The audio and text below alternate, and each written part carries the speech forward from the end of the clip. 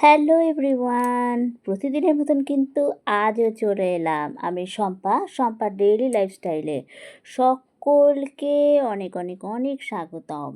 তো আজকেও আর একটা এনার্জেটিক ব্লগ নিয়ে চলে এলাম আপনাদের মাঝে, তার সাথে একটু আপনাদের সাথে গল্প করতে। তো বন্ধুরা, যে যেখান থেকে আমার ভিডিওটা দেখছেন সবাই কেমন আছেন? নিশ্চয়ই ভালো আছেন। আমিও কিন্তু বেশ ভালো আছি।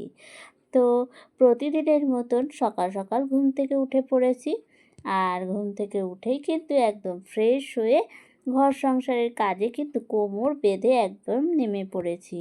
তো রাতের বেলা যেহেতু রুটি, দুধ গরম, মাঝে মধ্যে তরকারি এগুলো করা হয়ে থাকে, বা তরকারি থাকলে সেগুলো গরম করা হয়, বা ডিমের অমলেট ভাজা হয়, তো এগুলো করতে হয়। তো গ্যাস, ওভেন, তারপরে এই টেবিলটা এগুলো তো নোংরা হয়, তো না করলেও সকালে উঠে প্রতিদিন আমার এটা অভ্যাস যে খাওয়ার টেবিল, গ্যাস ওভেন সব পরিষ্কার করে মুছে নেওয়া, কেননা আবার রান্না বান্না শুরু করতে হবে, আর সারা রাত এখানে মানে খোলাই থাকে জায়গাটা। তো আমি তো চেষ্টা করি প্রতিদিন কিচেনটাকে রান্নার আগে মানে সকালে উঠেই একদম নিট অ্যান্ড ক্লিন করে নিতে। তারপরে দিকে চলে এসেছি দেখুন বিছানাটা রেডি করতে। তো সকাল সকাল হাজব্যান্ডও কাজে বেরিয়ে গিয়েছে।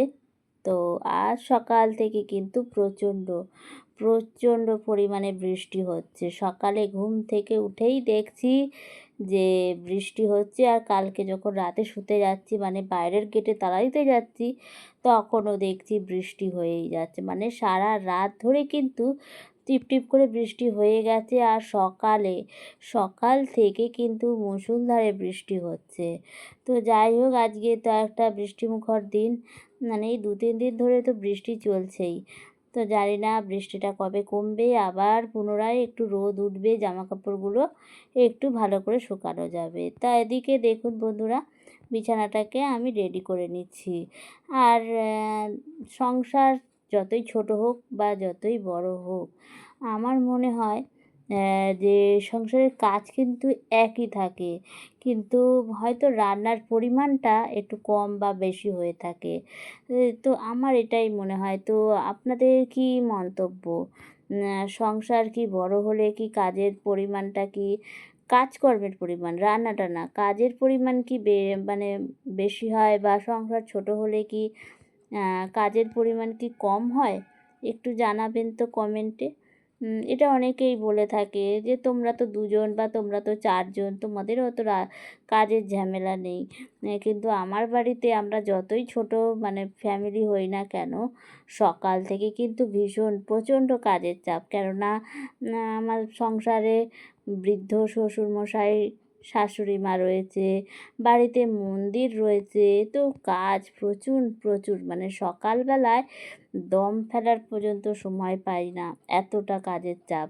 তাই 2 জন হই বা 4 জন হই, আমার সংসারে কিন্তু কাজের চাপ অনেকটাই। তারপরে এই হাজব্যান্ডের টিফিন দেওয়া, শ্বশুর শাশুড়ি মায়ের কোনটা কখন কি খাবে সেই রকম টিফিনের ব্যবস্থা, দুপুরের রান্না, রাতের রান্না, বলতে গেলে সকাল মানে যতক্ষণ না দুপুর হচ্ছে 2-2:30 বাজে আমার কাজের ছুটি হয় না। তারপর বিকালের দিকটা একটু রেস্ট পাই, আবার রাতের দিকে রুটি তরকারি এসব থাকে, টাইমের মধ্যে রান্নাবান্না করা। তো সেই জন্যই আজকে ভাবলাম যে বন্ধুদের সাথে একটু কথাটা শেয়ার করি, যে ছোট পরিবার মানে কি কাজের চাপ কম, আর বড় পরিবার 8-10 জনের পরিবারে হয় তো হ্যাঁ, ঘরদোর অনেক থাকলে তো অবশ্যই, কিন্তু সেটাও তো সবাই ভাগ করেই কাজগুলো করে। যেমন আমার সংসারে সবটাই আমাকেই করতে হয়, সমস্ত সংসারের কাজ একা হাতেই আমাকে করতে হয়। সে আমার 2টো ঘর থাকুক বা 4টে ঘর থাকুক, করে দেওয়ার কেউ নেই, নিজের কাজ নিজেকেই করতে হবে। তো যাই হোক, এইসব আলোচনা এবার বন্ধ করে আমি চলে আসি আমার ব্লগে। তো সমস্ত কাজ, বাসি কাজ সেরে, স্নান সেরে, পুজো টুজো দিয়ে একটুখানি বসে সকালে জল বিস্কুট খেয়ে নিয়ে তো আমি চলে এসেছি এবার রান্নাঘরে। তো এখন ঘড়িতে বাজে সকাল 10:30। তো 10:30টার সময় রান্নাঘরে ঢুকে পড়লাম। এবার এক এক করে সব রান্নাগুলো করে নেব। তো সবার প্রথমে চালটা ভালো করে ধুয়ে নিচ্ছি, একটু চালটা ভিজিয়ে রাখবো, তারপর ভাতটা করব। আর গতকাল আপনাদের সঙ্গে ভিডিওতে শেয়ার করেছিলাম যে দিদাকে দেখতে গিয়েছিলাম। দিদার শরীরটা বলতে গেলে ভীষণ খারাপ। তো গিয়েছিলাম, সেখানে দিদিও এসেছিলো, আমার জিজুও এসেছিলো, আমি মা গিয়েছিলাম। তো দিদির বাড়ি থেকে নিয়ে এসছে আমার আর মায়ের জন্য এই খারকোল পাতা। তো আজকে ভাবছি আর কিচ্ছুটি রান্না করব না, এই খারকোল পাতা দিয়েই আজকে গরম গরম ভাতটা খাবো। তো সেই রকমই ভাবছি। তো আজকে অতটা রান্নার চাপ নেব না, শুধু খারকোল পাতা।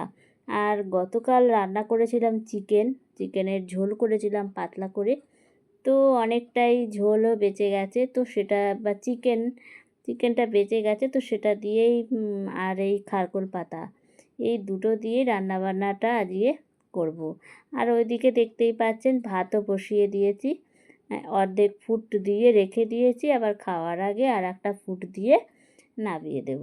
তো খারকোল পাতাটাকে ভালো করে বেছে বুছে এবার একটু কড়াইয়ে নাড়াচাড়া করে নিচ্ছি, কেননা এই যে কচু শাক যেমন একটুখানি যদি মানে কাটতে যাও হাত চুলকায়, সেরকমই খারকোল পাতাটা সেই একই, মানে ধরলে হাতটা চুলকায়।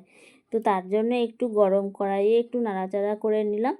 এবার এটাকে শিলনোড়াতেই আমি বেটে নিচ্ছি, আর মিক্সারটা ইউজ করলাম না, বার করলাম না, এই শিলনোড়াটাই ভাবলাম যে আজকে খারকোল পাতাটা শিলনোড়াতেই আজকে বাটি।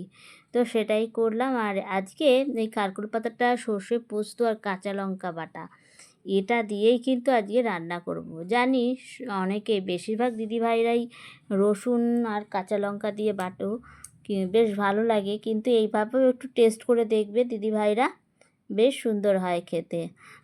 এটা আমি আমার মায়ের থেকে শিখেছি।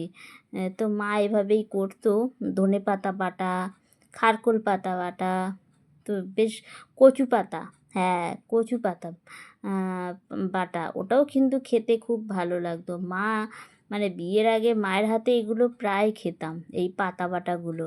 মা ভীষণ সুন্দরভাবে মানে টেস্টি হতো, ঝাল ঝাল বেশ ভালো বানাতো। এখন মায়ের বয়স হয়ে গিয়েছে, অতটা শিলনোড়া বাটতেও পারে না, তো খাওয়া হয় না। কিন্তু নিজে যতই রান্না করি না কেন, মায়ের হাতের সেই টেস্ট কিন্তু একদমই আসে না। মায়ের হাতের টেস্ট কিন্তু মায়ের হাতেরই হয় টেস্ট। তো এই তো এইবার বেটে এবার এটাকে গরম কড়াইয়ে একটু সর্ষের তেল দিয়ে এটাকে ভেজে নিচ্ছি। ব্যাস, তাহলে আজকে আমার খারকোল পাতা বাটা রেডি। আর এই খারকোল পাতা বাটা যদি গরম ভাতে খাওয়া যায় না, আর কিচ্ছুটি লাগে না, এটা দিয়েই মানে পুরো ভাত একদম খাওয়া হয়ে যায়। তো চলুন প্রতিদিনের মতন আজকেও আমি মেনুগুলো দেখিয়ে দিই, যদিও আজকে কিছু রান্নাবান্না করিনি। এই যে খারকোল পাতা বাটা আর একটা লঙ্কা রেখে দিয়েছি, যদি আমার হাজব্যান্ড খায় ওর জন্যই রাখা। আর এইখানে কালকের চিকেন আর আলু রয়ে গেছে, এটা মোটামুটি আমাদের দুজনের দুপুরে হয়ে যাবে। ব্যাস, আর কি আবার রান্না করব, এক্সট্রা থেকে যাবে, এটা দিয়েই আজকে দুপুরটা ভালো করে চালিয়ে নিই, তারপরে রাতে না হয় কিছু করা যাবে। আর এই যে ভাত, ব্যাস আজকের একদম সিম্পল মেনু। আর বৃষ্টি সকাল থেকে এখনও পর্যন্ত হয়ে যাচ্ছে, বৃষ্টি চলেই যাচ্ছে, থামাথামির কিন্তু কোনো সিনই নেই। বেশ ভালো বৃষ্টি হচ্ছে 2-3 দিন ধরে, কিন্তু হ্যাঁ মানে সেই পরিমাণে বৃষ্টি হচ্ছে না যে রাস্তাঘাটে জল জমে যাবে বা মাঠে ঘাটে জল জমে যাওয়া, সেই বৃষ্টিটা কিন্তু হয়নি, কিন্তু বৃষ্টিটা লাগাতার হয়ে যাচ্ছে, সেই পরিমাণটা হচ্ছে না। একদিকে ভালো, ওয়েদারটাও ঠান্ডা ঠান্ডা আছে, বৃষ্টিটাও হচ্ছে, বেশ ভালো, কিন্তু রাস্তাঘাটেও জল জমছে না, ভালো। অতিরিক্ত বৃষ্টি হলে তো আবার জলাক্কার হয়ে যায় চারপাশ, ভালো লাগে না। তো যাই হোক, এবার বসে পড়েছি। হাজব্যান্ড কিছুক্ষণ আগে খাওয়া দাওয়া করে বেরিয়ে গেছে, আজকে অনেকটা লেটে এসছে, আজকে এসেছে 3:30-র সময়। তো মাঝখানে একটু রেস্ট নিয়ে নিলাম, ঘুমিয়ে নিলাম। এবার ওকে আগে দিয়ে দিলাম, তাড়াহুড়ো ছিল, খাওয়া দাওয়া করে বেরিয়ে গেছে। এবার আমি আমার খাবারটা নিয়ে বসে পড়েছি। এবার ধীরে সুস্থে আমি আমার খাবারটা খেয়ে নিই, খেয়ে দিয়ে বাসন কোসন মেজে আপাতত আর কোনো কাজ নেই, ব্যাস ছুটি। আবার সন্ধেবেলায় সন্ধ্যা দেওয়া, তারপর রুটি করা, এগুলো রয়েছে। তো এখন আপাতত একদম রেস্ট। তো আজকের ভিডিওটা বন্ধুরা এখানেই শেষ করছি। আর ভিডিওটা কেমন লাগলো অবশ্যই কমেন্টে জানাবেন। আপনাদের একটা কমেন্ট কিন্তু আমি অনেকটা উৎসাহ পাই আরও সুন্দর সুন্দর ভিডিও করতে। তো সবাই ভালো থাকবেন, সুস্থ থাকবেন। আবার নেক্সট ভিডিওতে দেখা হয়ে যাবে। সকলকে টাটা।